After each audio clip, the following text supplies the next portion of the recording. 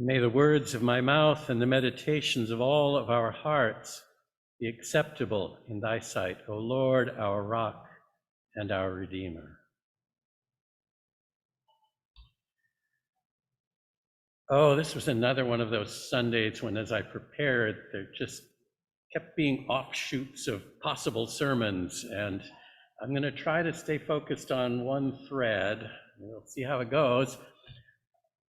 That thread is about the notion that all of us and all of our institutions are that field that is a mix of wheat and weeds.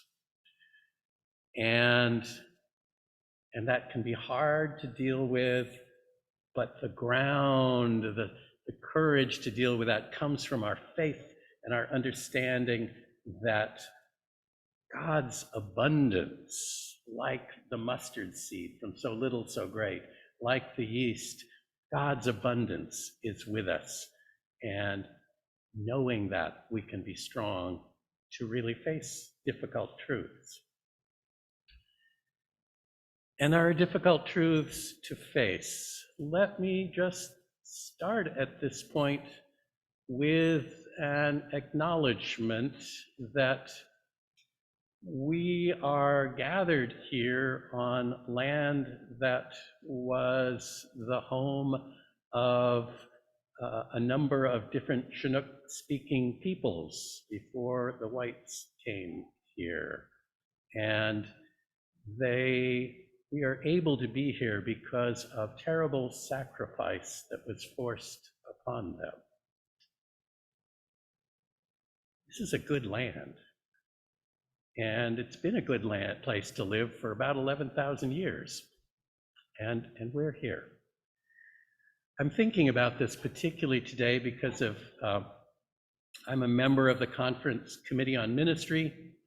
And in our quarterly meetings, one of the things our conference has done is to say that we intend to be very intentional about working toward being an anti-racist conference. We didn't declare ourselves an anti-racist conference because we're just not there, but we're working toward that. And part of that is that in our Committee on Ministry quarterly meetings, when we're all together, there are a couple sections that meet more often, but we spend a significant piece of time on anti-racist work, our own work in that.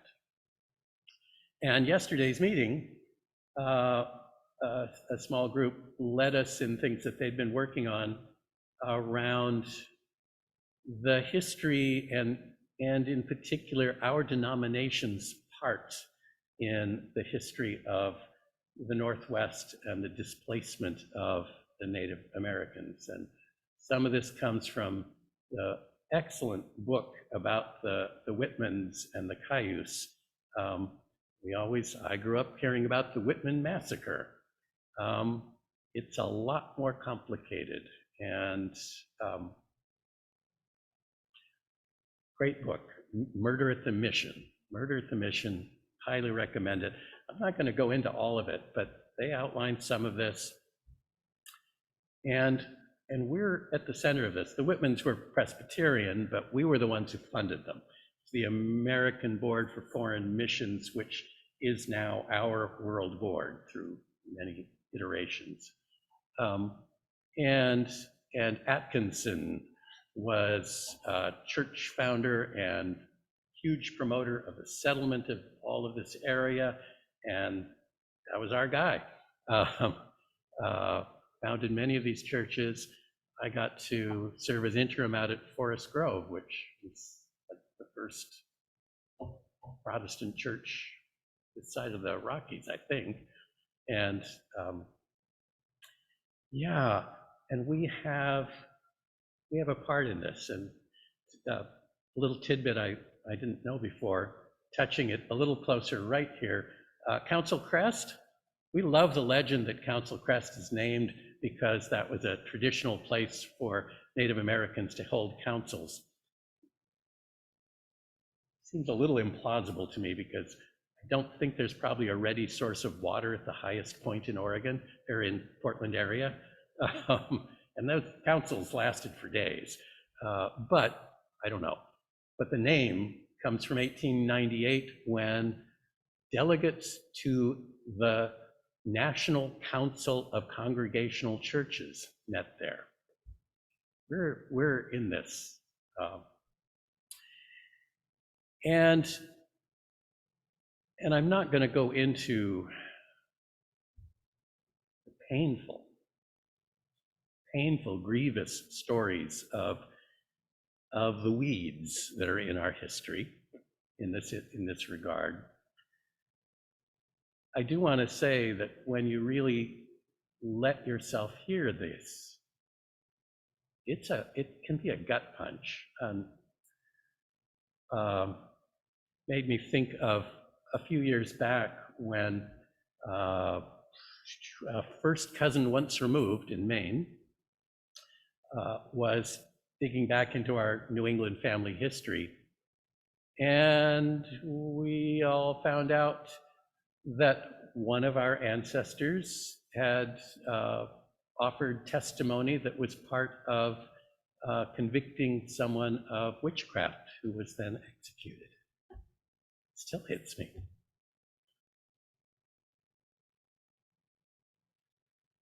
Our ancestors, both physical, biological, and spiritual, live in us still. And so it can be really hard to hear and acknowledge the whole range of what is in our past. And these are people who think they are doing good and are doing a lot of good. When you think about the missionaries who came out here, they wanted to do good and did a lot of good, and also were key players in the destruction of so many peoples and cultures. It's a mixed field. The wheat and the weeds are there together. It's complicated. And because it's complicated, and a lot of the time we really like things simpler, and because there are those gut punches just waiting there, it can be hard to really listen to this, to acknowledge, to listen to the stories directly from the people who have suffered so much. It can be a hard thing. And part of the reason that's hard is, I think, because in our culture, we love this notion that we have what we have because we worked hard and we earned it and we deserve this. My folks used to like to mention something they heard from the pastor where we lived in Marblehead, Massachusetts, when I was a little kid, Reverend Hooten. And he said something like, you know, people talk about wanting to get what they deserve. And he said, if we all got just what we deserved, this would be a pretty sorry world. But we like that idea.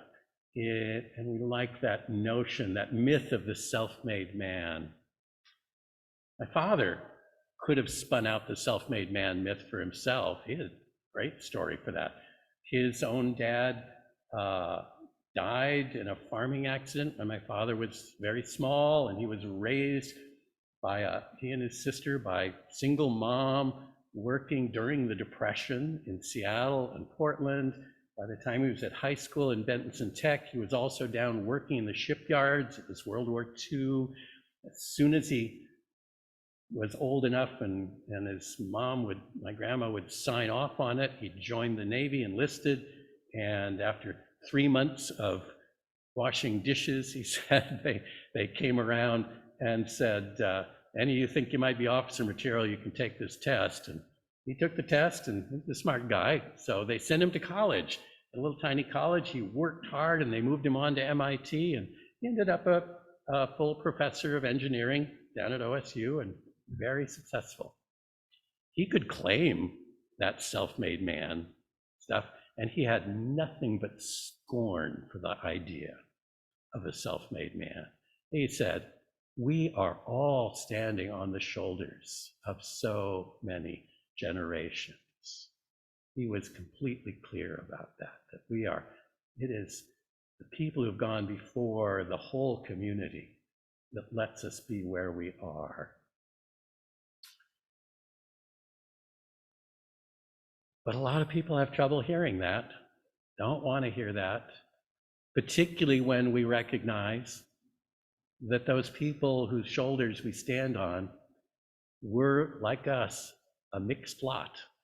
And even when we felt we were doing good, there's a lot of bad mixed in there as well.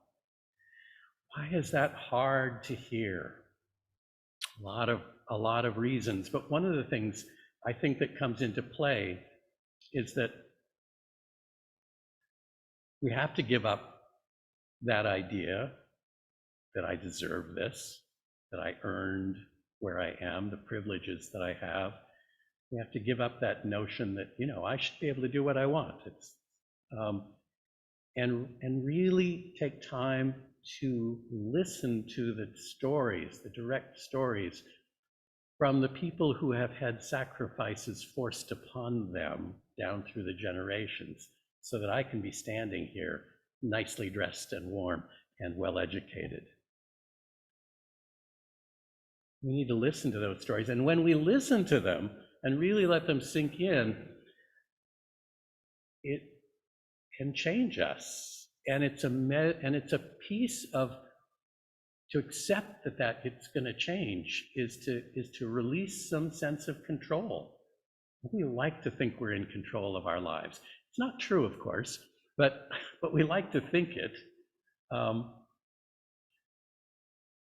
And a piece of that, I think, comes from a fear of scarcity.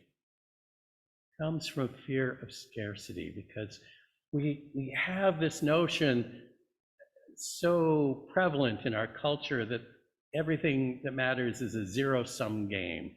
And if I'm not in control, then someone else will be, and they'll get all the good stuff and I'll be left out. So I need to do whatever it takes to keep power and be in control. And goodness knows, we see this playing out in our political realm to the loss of everyone.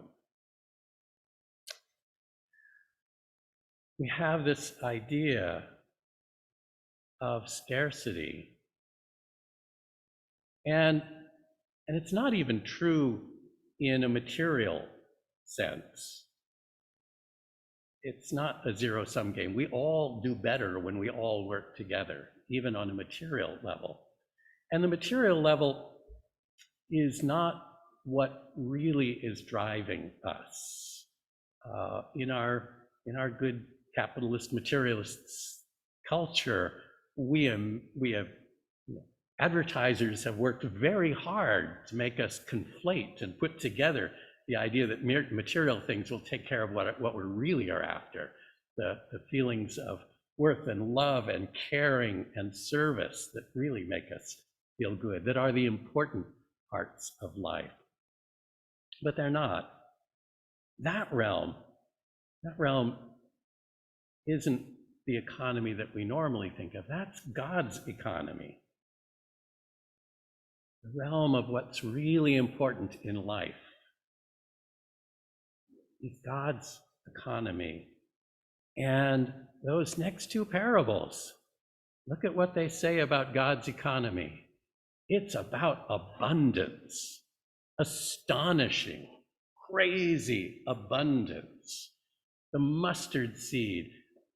Okay, the mustard seed isn't the smallest seed in the world, and it doesn't grow to be a tree, but that's, I think the phrase from my first Bible classes was, that's a long time ago. We don't use these terms that much anymore, was Oriental hyperbole. As a way of speaking that was common to people. Everyone understood. It wasn't like it was a mistake.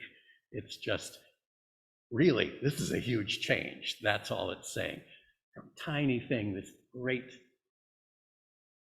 plant. And that's the realm of God. That's the realm of God. It's about that kind of growth and abundance. And the yeast, some newer translations put this into units that we recognize.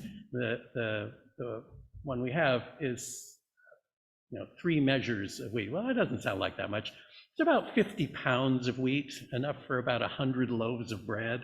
So again, we're talking about this kind of crazy, exaggerated, wonderful thing.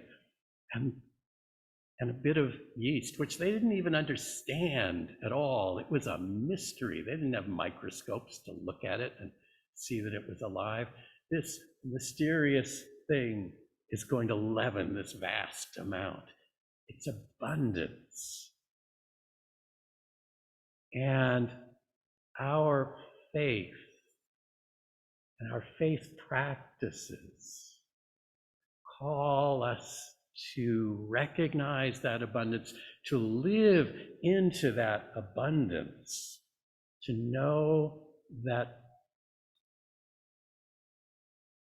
God's grace is just showering down on us always and inviting us and opening possibilities for us to participate in that abundance, in reaching out and giving our love and care and showing that in concrete ways.